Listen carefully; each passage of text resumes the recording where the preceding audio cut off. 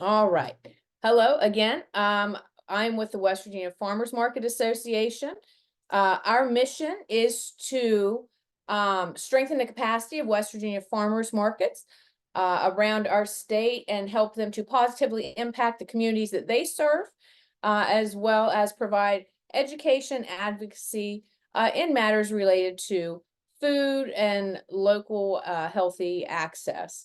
We envision a community where West Virginia farmers markets provide healthy local foods and economic opportunities to the producers and serve as vibrant gathering places for participants in their communities and all residents around our state. So what is TOPP? TOPP is a USDA initiative transitioning to organic partnership program. That's always a mouthful for me. And if you come back every week that we have one of these, you'll see me struggle through saying that every single time, I guarantee it. The USDA initiative, it invests $100 million over 5 years to provide education and technical assistance to producers that are interested in transitioning to organic production. The West Virginia Farmers Market Association, our portion in this program is community building, virtual and in-person networking resources. This program that we're doing tonight, as well as we have one next Tuesday as well. Then we start kind of on a monthly rotation then. So we will get together, we'll meet, go over the topic, ask questions, and discuss the things that go along with that. And we will connect you if you are interested in being mentored. We can connect you with the Food and Farm Coalition, and they can connect you with a mentor specifically closer to you in your region, and get you started on that path to certification. Of course, this is a great program regardless of whether you are seeking certification or not. But that would be great if we could get somebody certified through this. So I'm going to turn it over to our speaker tonight, Katie Brownell, and I will let her go ahead and share her screen and get started. All right. I'm going to set up the share screen and then I will introduce myself. All right. Is that all set? It looks nice. All right. All right. My name is Katie Brownell. I run a certified organic farm in Jefferson County, West Virginia with my husband. This is going to be my 16th season farming this current farm. This is going to be our 7th season. And in addition to my actual farming experience, I also completed a program in organic agriculture at Michigan State University. So I am excited to present to you guys over the course of this series, and today's presentation is definitely going to be a little more of an overview, and then as we move through the next few months, we're going to go from some of the stuff we talk about today and get kind of into the nitty-gritty of things, specifically talking about pest, disease, weed management, soil management, marketing, and all of that kind of stuff that that you may have questions with. So if something doesn't get answered in too much detail tonight, don't worry. It will, and I'll talk about it both generally and specifically as things have played out on our farm and in my own experience. So tonight, kind of the way that we're going to go through things, talking about transitioning to organic crop production, is I'm going to first just go through the legal framework of the organic program, talk a little bit about why people might choose to go organic, and then we'll dive into the requirements for being certified organic. And then we'll talk a little bit about, going beyond just following the rules and, to kind of a deeper sense of how to farm organically. All right, and let's get started. So what is organic? So organic is actually a legal term, which is something that I find a lot of when we do farmers markets, and I find a lot of people actually don't realize that organic is a is a term that, you can only use it if you are certified, USDA certified organic. You actually can get heavily fined if you're using the term organic without the certification. It's defined by the National Organic Program, which is going to come up a lot today, and I'm going to usually abbreviate it as the NOP. So this is all under the umbrella of the USDA. And so that's kind of the legal framework we're going to talk about. In a more general sense, organic farming is a production system that follows the rules set up within the Organic Standard Act.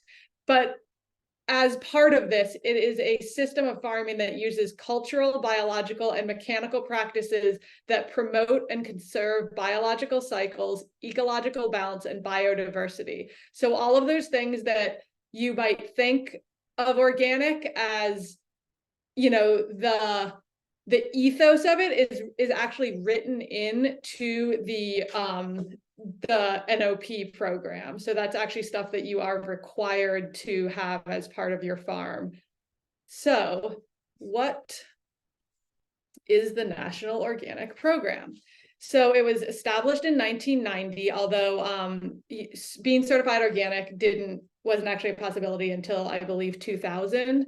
The NOP is in charge of regulating and enforcing the regulations. It's regulated on a national level, but the government isn't actually coming out to regulate things on your farm. It's going to be a third-party certifier, which we will talk about in a little bit. The NOP sets the definitions and requirements and the regulations for labeling. So this is kind of the map of how things work, and we'll go through each level a little bit. So the USDA, is created the original act, which the NOP is underneath. The Organic Standards Board is the board that makes the recommendations to the USDA about the regulations. And they are in charge of the national list of approved and prohibited substances for organic production, which I think is one of the main things that people think about when they think about organic, is what are you allowed to use to run a farm, because you can't use the, traditional pesticides, fertilizers, stuff like that. So the National Organic Standards Board is in charge of making those decisions. And that then the next level is what I was talking about before, is the certifying organization. So if you do become certified, this is who you are going to have the day-to-day direct contact with. Our certifier is Pennsylvania Certified Organic, also called PCO. Another one in this area is OFA, Ohio Ecological Food and Farm Association. But if you go to the grocery store and look on the back of organic food, you'll see other ones. One that I know is a lot of stuff is certified by is Oregon TILF. And so these certifiers are the ones who are responsible for the direct communication with the growers and for making sure that growers are following the NOP standards. And we will go into the NOP standards in a few minutes. The certifiers are also the ones who oversee annual inspections, and inspections are something that there's actually going to be an entire webinar just about inspections, because every year as a organic farm, you're required to have an inspector come out to your farm, and these are like highly trained inspectors, and they will go through everything with you and make sure that you are indeed following the organic standards. And so we'll have a whole webinar in, I believe it's in May, where we'll kind of go through the inspection process. And I was very nervous the first time I did an inspection, but over the years, it's not really something you need to be super nervous about. So we'll try to help take the nerves out of the inspection. So the certifiers are the ones who are in between the USDA and the farmer. So what kinds of food can be labeled organic? The only things that really can't be are salt and water, but otherwise you can, produce, which is what we're going to talk about today, meat, eggs, dairy, and, any byproducts of these.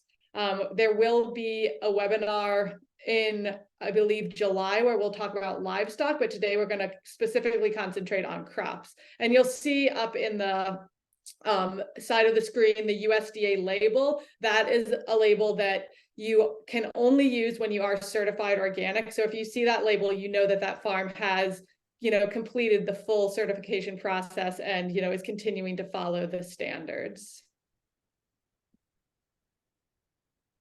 All right, so now we're just going to go into briefly why to go organic. What are the reasons that people farm organically, and what are the reasons that people buy organic food? There's kind of three areas I broke this down into. Organic farming maintains ecological processes. So we'll talk about this later, but when you're running an organic farm, you're really working with natural processes. You're looking at it more as, rather than, using the land to get the food out of it, you're looking at it more as working in concert with the land and the, all the biological processes in the area to, help you grow food in line with natural processes. So for example, you're not putting excess nitrates or manure onto the soil. So you're going to decrease leaching of things into, drinking water and ecosystems. Organic farming releases significantly less carbon into the atmosphere. So there's, in those senses, those are some of the reasons people may choose to farm or buy organic food.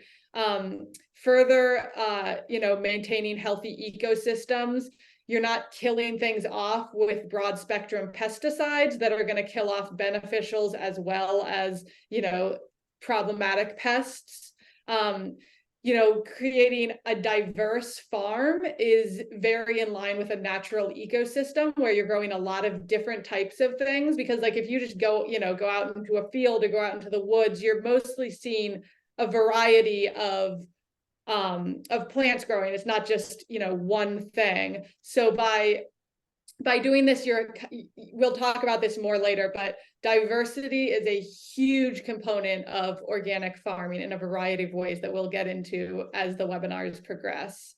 And in addition to just concentrating on the actual crops and the farm, it's really important to maintain and build the non-crop ecosystem. So for instance, when we first bought this property 7 or 8 years ago, my husband's first reaction when we moved here was that there weren't very many birds. And then recently he's become more interested in birding and has realized that the bird population around our property has dramatically increased. And so just by having this diverse, ecologically vibrant, environment through and around the farm, we've brought in a huge number of bird species that then are able to help us by dealing with pest problems. So it's not just birds, but a lot of other beneficial insects and animals we've seen increase over the time that we've run the farm. So our first year, for instance, we had horrible issues with tomato hornworms, and by the next year, we had established enough of a beneficial habitat for the wasps that parasitize them that subsequently we've had no issues with them. We always have hornworms, but they're taken care of by, the beneficial predators, and we don't have to, interfere at all. Why go organic? The third reason is just general human health. And it's not just the health of the people eating the food. It's also, the health of the workers who are out in the field, not being exposed to chemicals.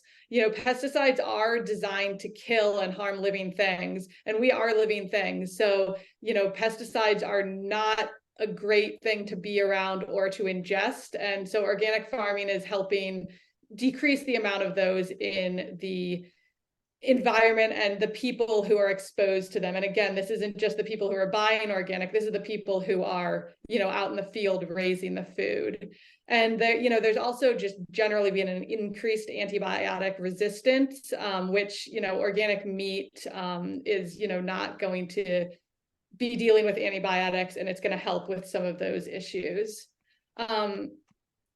So I kind of mentioned this already, but organic does rely on the natural systems. So, if you're like me and you're kind of independent, organic is a way to kind of farm on your own terms. You're not relying as much on big corporations. You're not relying as much on off-farm inputs.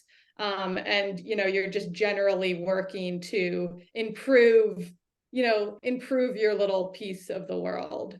So now we're going to get into kind of the nitty-gritty, the basic requirements for organic production, and we'll go through these and a little more in detail in the coming slides.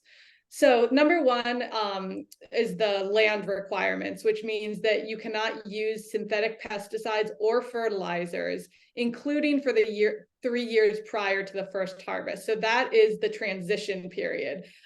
When we moved to this property, we were lucky enough to be able to get what's called a prior land use statement from the people we bought it from, where they were able to say that they had not used pesticides in the previous years. And so we were able to certify immediately. That's not always the case, either whether you're buying land or you're, transitioning your own land. That's what the 3 years transition period is. So during those 3 years, you have to follow all of the NOP standards. You will not be able to sell the stuff as certified organic. You will be able to say that you are transitioning to organic, and especially if you're selling through direct to customer routes like farmers markets, CSAs, that gives you an opportunity to educate your customers and help them understand that while you don't have the official seal, you still are working towards that. The second requirement is maintenance and improvement of soil. And there will be a whole, that's like organic farming's like baby is the soil, because that is what's giving you your fertility. So we will have an entire webinar that's just about soil. I believe that might be the one next week. So number 3 is preventative, which are also called foundational measures to prevent the onset of pests, diseases, weeds, and other issues.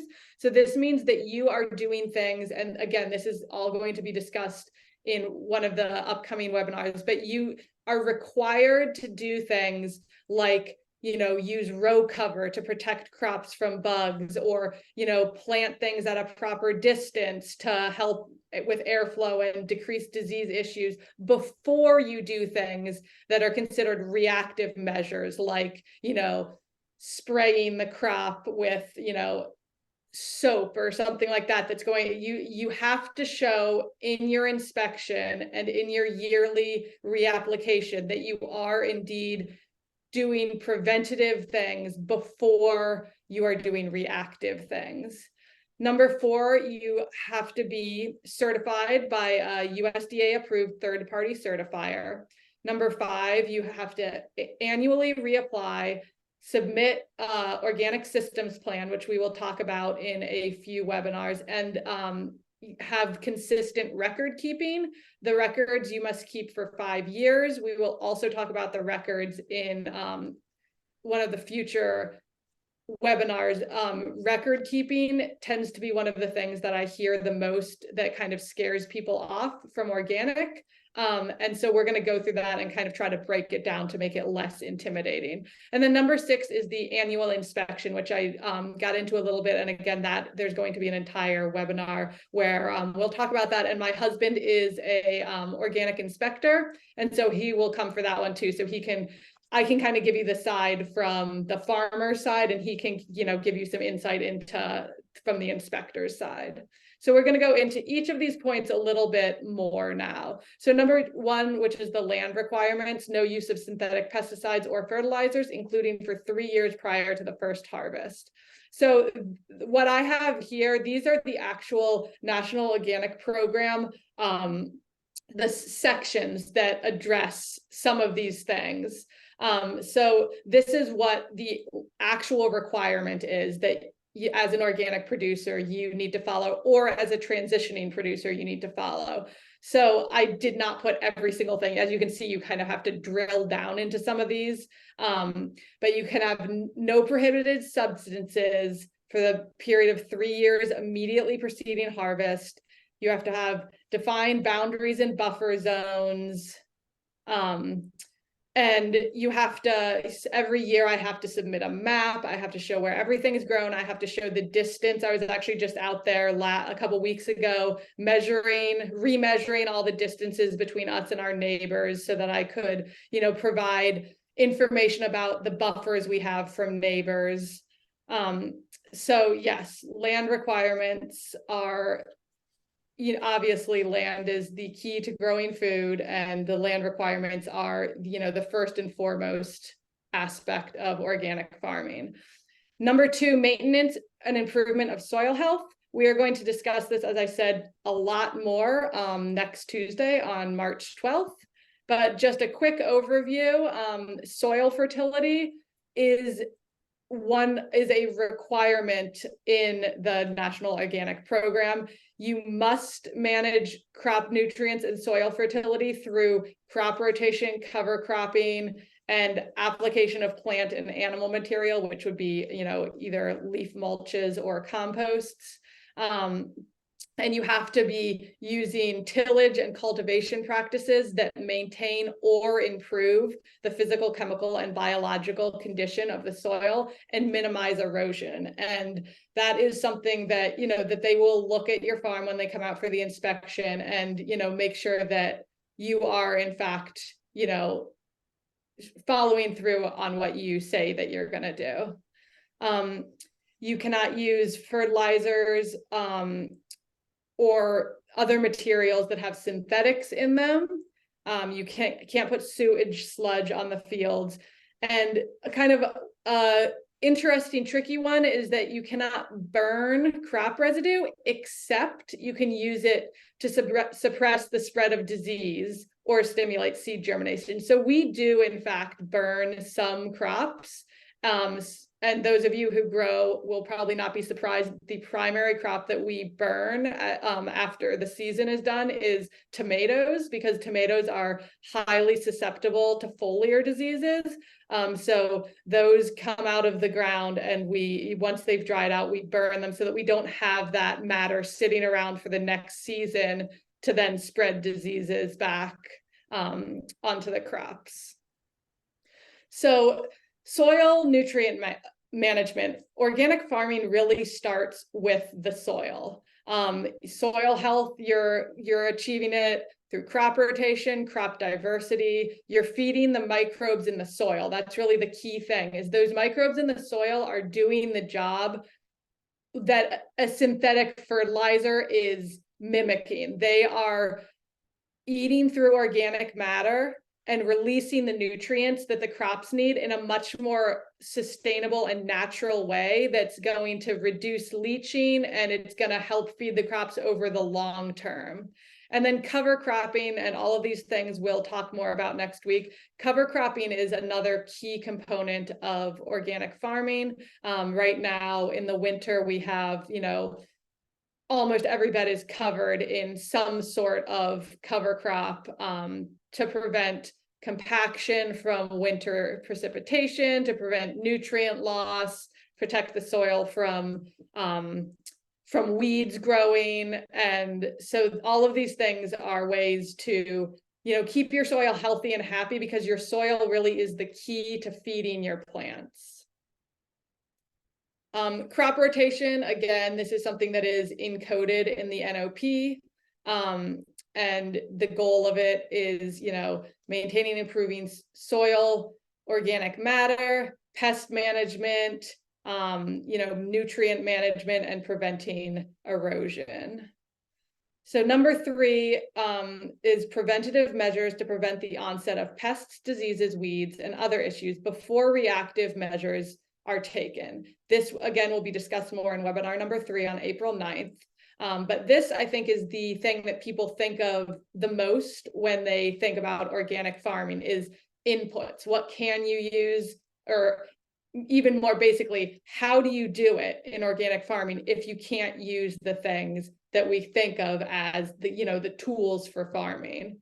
So foundational versus remedial pest and disease management means using things like crop rotation, biodiversity, which can encourage natural enemies, like I was talking about earlier, excluding pests through netting and remay, using drip irrigation, etc., to prevent pest and disease problems before they occur, rather than having to battle them once they have already happened. And this is a super, super key element, is you are not only are you following the organic rules, but you are saving yourself so much work if you take the extra, 10 minutes to put, remay, row cover, or bug netting down on, like arugula, any brassica you're growing, and keep out flea beetles, cabbage loopers, harlequins, all those things that, are going to get that crop.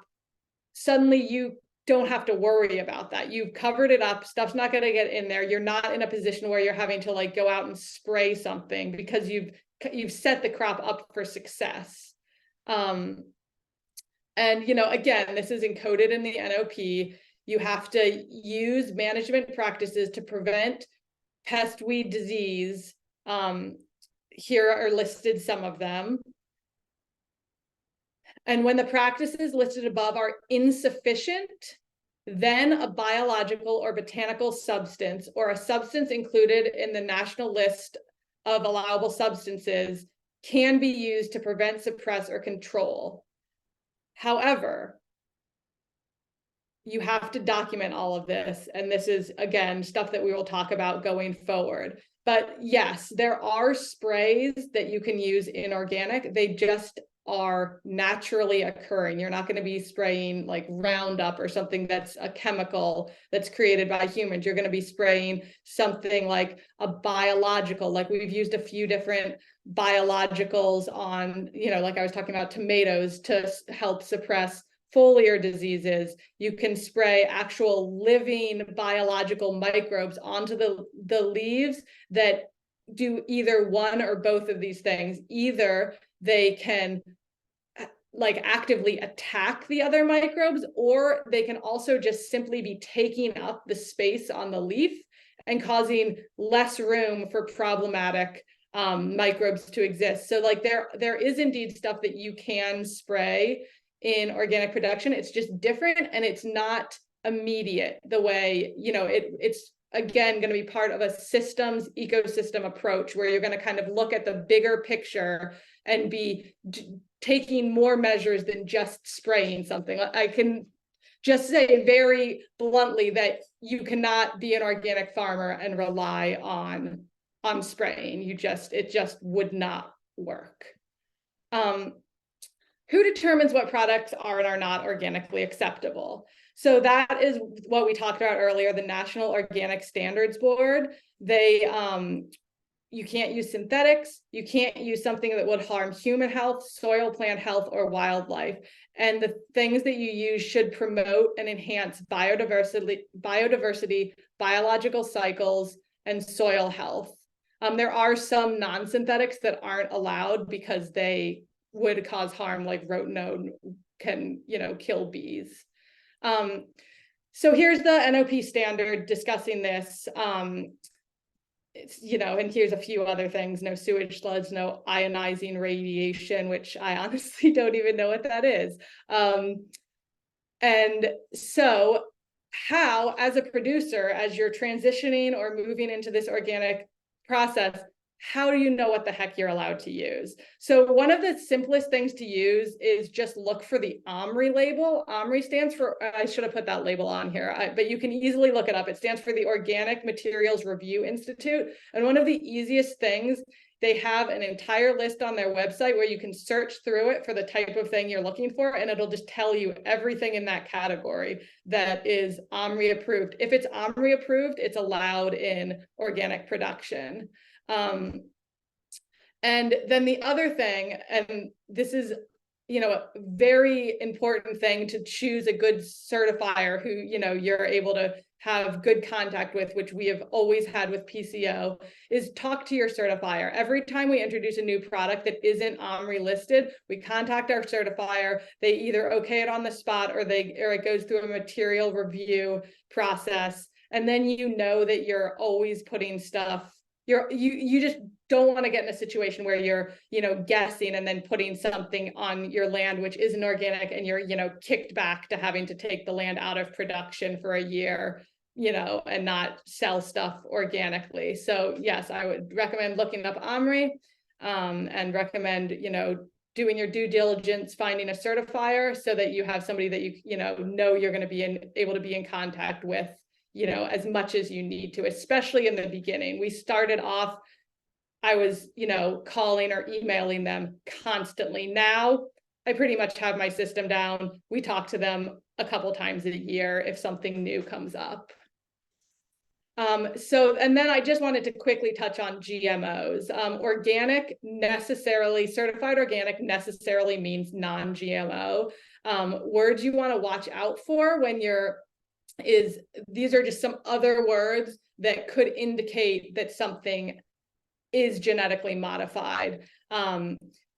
We'll talk a bit about seeds, but you cannot buy, even your seed cannot be genetically modified. So that's just kind of a, something that's goes hand in hand with organic. If people ask you that once you become certified, if you're organic, it's non-GMO. And then just briefly talking about seeds and planting stock, that is another pretty important part. Seeds should be organically grown whenever possible. Obviously, there are going to be situations where you may not be able to find the seed, like it's out of stock everywhere except a non-organic option. I have situations where there are varieties that just perform so well in the organic system, like they are disease resistant, or some other, component that just makes them, grow well in this system, where I've gotten permission to use non-organic seed because the varieties are only available in non-organic seed. And that can kind of be seen as like a 6 of one, half dozen of another situation, where it's like, you're, by buying a non-organic seed and being able to grow a variety that does well naturally in an organic setting, you're, preventing yourself from having to then deal with more inputs down the road. So, we try, almost all of our seed is organic, but there are, a few situations where we grow things that are from non-organic seed, either because of performance or because of availability. And you do have to document that you tried to find the seed at 3 places, and explain why you didn't get organic seed in those situations. There's also, if you're buying actual plants, you have to buy, for annuals, you have to buy ones that are organically grown. For perennials, you can buy non-organic ones, but you have to try to buy organic ones. If you buy non-organic ones, they have to be managed organically for a year before you can sell stuff from them non-organically. Organically, I'm sorry. Okay, number 4, must be approved by a USDA approved third-party certifier. They are all accredited by the Secretary of Agriculture, and this is just a little graphic with a few different ones. Again, we work with PCO. There's a bunch of different ones. OFA is another one in our area, and you can look up online and find a whole list of them. There's quite a few. Some of them are nationwide, some of them are area specific. And this is the 5 steps to organic certification. So this is kind of the core to the transition process. Producer or handler adopts organic practices. And again, that would have to be for 3 years, unless you could prove that your land had already not had prohibited stuff on it for 3 years. Adopt organic practices for 3 years. Then you're able to submit an application and fees to your certifying agent. The certifying agent reviews the application to verify that everything is correct and that you are indeed complying with organic regulations. Then before you can be certified for the first time, you have to have an initial inspection. So for instance, right now we're in the process of relocating. And so mid-season, we are going to have, we already had an inspection for this coming year, but we will have to have another inspection mid-season at the new location in order to establish that we can sell certified organic from that location as well. Then once the inspector comes out, the certifying agent will review everything and the inspection report to determine if you comply. This is something that definitely terrified me the first time, because it was just felt like black or white. I do one thing wrong, they're going to say I can't be certified. It's not that it's not that scary. They will tell you areas of non-compliance and give you the opportunity to correct those areas of non-compliance. Once they have decided that everything's okay, you will be issued an organic certificate. The organic certificate will be specific, like you will have actually the actual crops that you want to certify. You will have to update that each year with the exact crops. It won't just say certified organic for produce. It's going to have to be the actual crops. And then you will annually update the certifying process, which will then kind of include this whole bottom part of the graphic again, an inspection, paperwork and all of that. And so that's how you maintain the certification. It's something I do every February or March is when we re-up our certification for the year. Number 5, and this is something that we will go into in detail on June 11th in the 6th webinar and so I'm actually not really going to discuss any of this today because it's a whole nother can of worms, but the annual reapplication, submission of the organic system plan, and record keeping. And then number 6, as I mentioned, we will talk about this in May, is the annual inspection. So that's kind of an overall background to if you're looking to transition, the kind of things that you're going to have to start doing for that 3-year period. However, it's really not just about following the rules to a T. Along with, but part of the NOP rules are making sure that you are working to maintain ecological balance and managing the farm as part of an ecosystem. And this really is, the farm as an ecosystem really is the most important aspect of organic farming, and is kind of what I would say to keep in your brain as you're kind of trying to envision your farm being organic. So it's not just about following the rules word for word. You're going to want to embrace the ethos of ecological management in order to be truly successful. Most people think organic is about what inputs you can and can't use, but the emphasis in organic is on maintaining and building natural systems. And it's about making your farm fit in with these natural systems, because the more that your farm is operating off of natural systems that help plants grow, the less inputs you're going to have to do, the less work you're going to have to do to try to force things, because things will just be operating the way that the plants naturally want to operate. So that includes things like feeding the soil food web, all the little microbes that are going to release nutrients to the crops, which we will talk about next week, managing mineral cycles, maintaining biodiversity both below the soil and above the soil, and just the health of the overall system. So this is something that I think I just thought years ago, before I was involved in organic agriculture, that farmers, when they're talking about the farm as an ecosystem and all this stuff, it just kind of sounded a little out there to me. But this isn't just something that organic farmers say to idealize what they're doing. This is actually part of the NOP standards. Your farm will be looked at as to whether you are maintaining an ecosystem, a managed ecosystem and working, you know, in line with natural systems, that will be something that you will have to establish and reestablish every year. And we'll talk about these individual aspects with pest, weed, disease control, soil health in detail in future webinars. Again, organic farming, systems-based approach. You want to look both at the actual plants that you're growing, the crops, but also the surrounding areas. And it just, I should have probably mentioned this earlier, but an ecosystem includes the living and non-living environment working together where energy and nutrients are captured and transformed.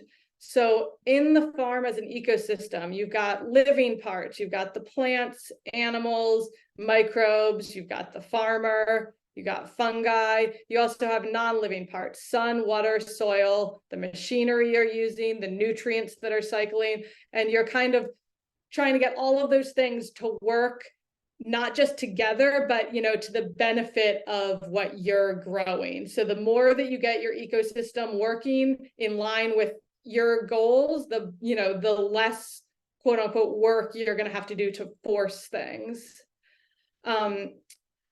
Everything in these ecosystems affects each other. For instance, if a crop is getting enough water and light, it's going to be healthy, which is going to make it more, it's going to make it more resistant to pests and diseases. It's going to mean that it's, you know, releasing healthy residue for microbes, like as, you know, roots die and stuff like that, which is going to produce healthy food for other microbes, which are then going to feed the plant back. In a healthy ecosystem, things keep each other in balance. You know, like we see every day, decomposers are essential. They break things down so you're not getting a buildup of dead matter. As I was mentioning earlier, natural enemies are going to keep pests and diseases in check much better than, you know, me going out there and removing them or spraying them is ever going to do. I literally do nothing for some of our pests and diseases now because of, or specifically pests, because of the natural predators that have just naturally taken part in our farm ecosystem. In unhealthy ecosystems, problems can quickly lead to chain reactions, and that's why you really want to concentrate on keeping things, you know, in a good balance. You know, if the soil gets too heavy, it's going to get waterlogged, the plants aren't going to dry out, and you're going to have disease issues.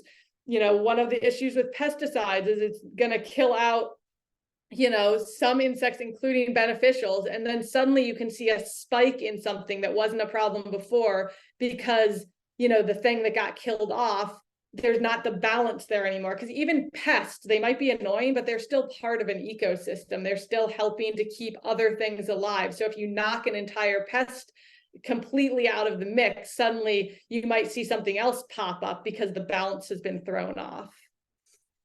How to achieve diversity and ecological balance? You know, you're going to have diversity among what you grow. You can see in the little background picture, we've got, you know, a bunch of different things just on that small section of the table. There, I can see beans, peas, cucumbers, zucchini, beets, chard, collard greens, kale. So we're growing upward of 40 different crops, 30 to 40 different crops on the farm.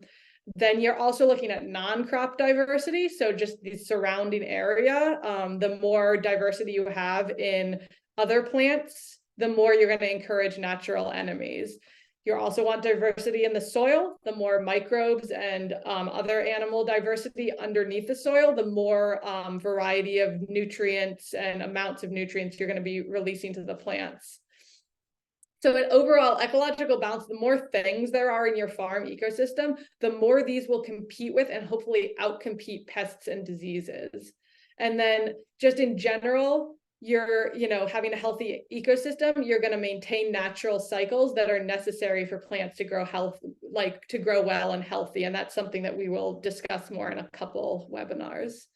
So treating a farm as an ecosystem is so important first of all, for the simple reason that the NOP mandates that you consider the farm as part of a larger ecosystem.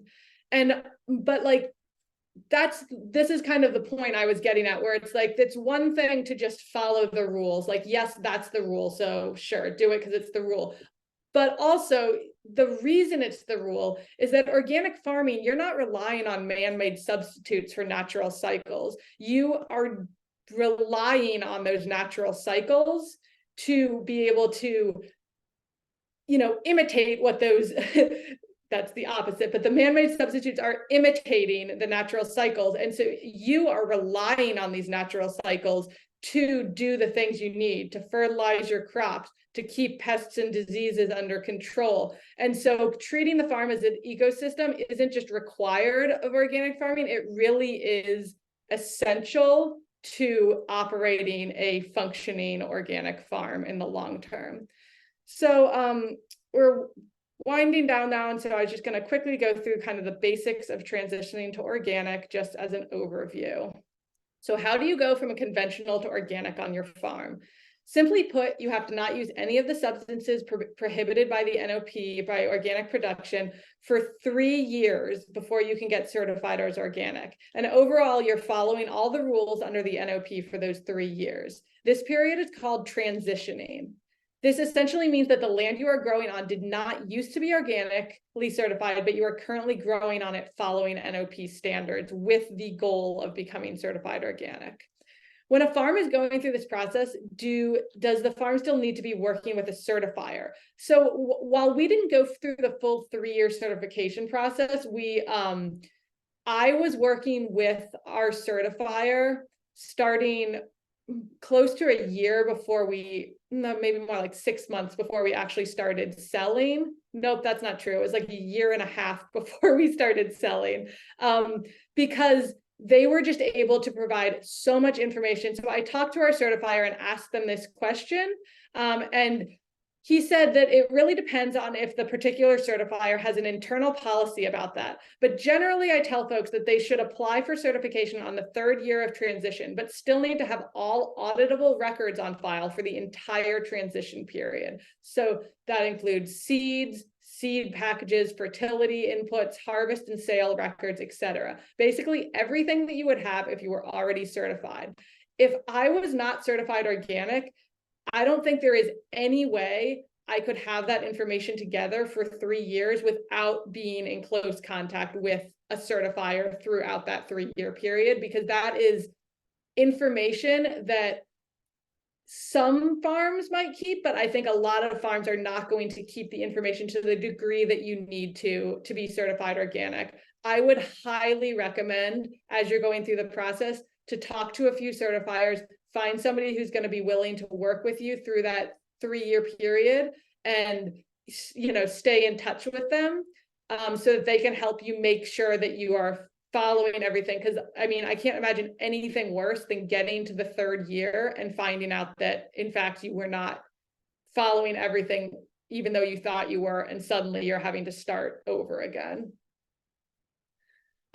And then there is the other important component, is that you can do both. You can run part of your farm certified organic and the other part conventional, especially as you're considering, like making a change. That could be a very wise, thing to go to kind of like get your foot, in the door and see how it works. This is part of the certification process and inspection. It's something that I have to fill out every year on our organic system plan. We are only organic, but there is an entire section that addresses if you're running a split operation. Your certifier will check things like distance between the 2 areas, that you're following methods to clean or segregate equipment, and that you're making overall smart decisions about things like when you spray on the conventional land or spread chemical fertilizer. Things like that would include not doing it when there's a big rain where stuff could leach onto the organic land. Not doing it when there's high winds where stuff could get blown onto the organic land.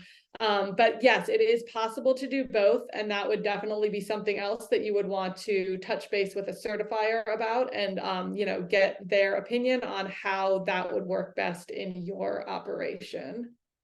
So that is all that I had to share, and I am happy to take more questions. And again, just wanted to let everybody know that this was definitely a broad overview.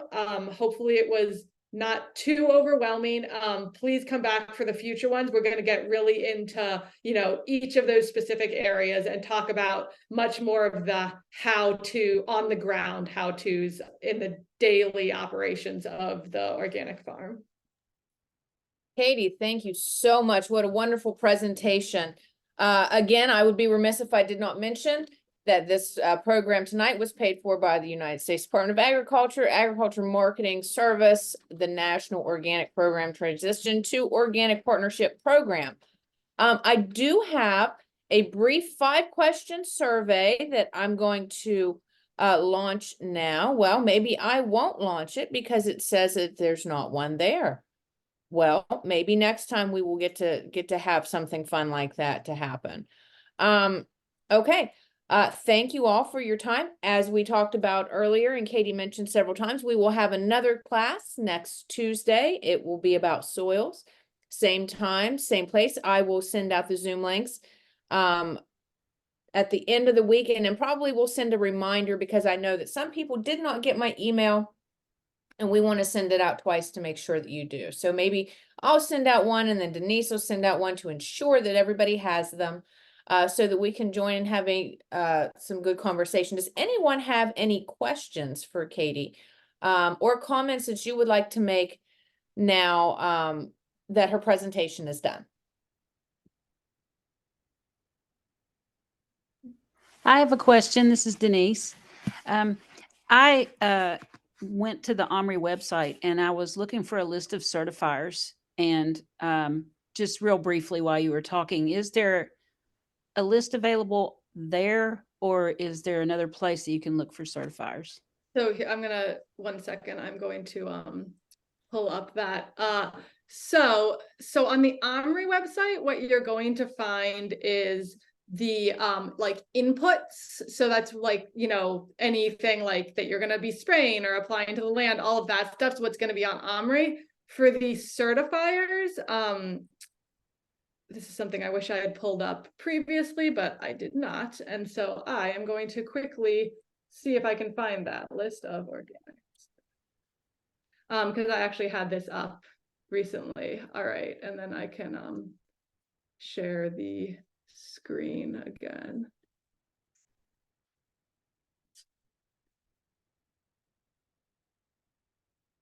Okay, so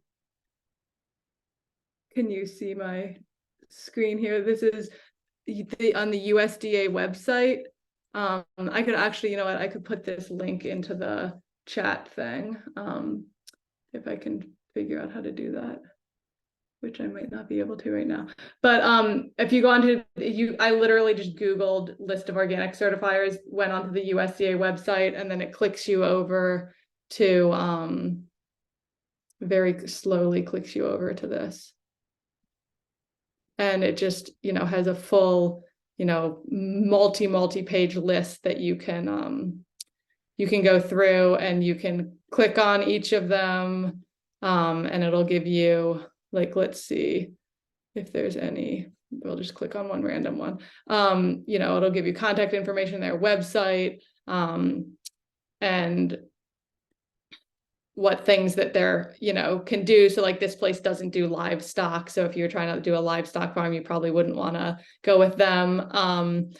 I was familiar with PCO because we had been living in Pennsylvania previously. So I just kind of went with the one that I was familiar with. But, there's at least 8 pages worth of them here. So there's a lot that you can choose from. Great. Thank you.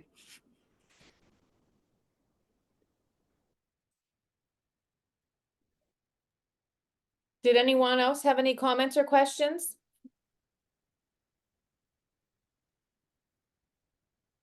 All right, guys. Well, thank you so much for joining us this evening, and look for those emails to come out for next week's class as well. Have a good evening, and we will see you next week. Oh, Katie just put something in the chat real quick. That is the link if you want to pull that down or click on that link before we close the class out. So, okay, guys, thank you so much. We'll see you next week.